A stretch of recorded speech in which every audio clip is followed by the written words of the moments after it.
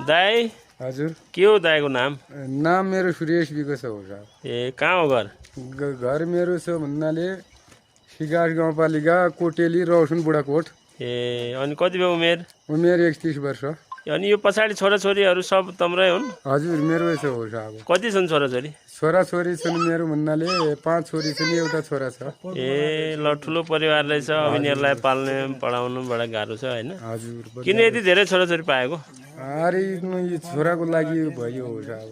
ल तँलाई त वर्ष 32 भइया रहेछन् कि? हजुर 32 वर्ष। 32 वर्ष भने कलिलै हो आफू पनि। कलिलो छ म। कति 6 छोराछोरी छन्, फेरि एउटा पाउने 7 वटा हुन्छ हैन? हजुर फेरि अझ पाउने हो कि त्यति हो? ए अझ पाउने छ हजुर।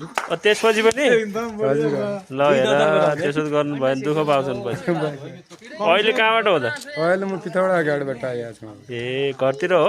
घरतिर। कहिले फर्किने पिथौरागढ? मैले 28 तारिक पुगी त पिथौडा घाटमा फर्किने हिसाबले आएको छु। बच्चा त सानसानै छ नि त, उमेर कति छ फरकिनको? उमेर त अब इसो भयो वर्ष पत्का भयो।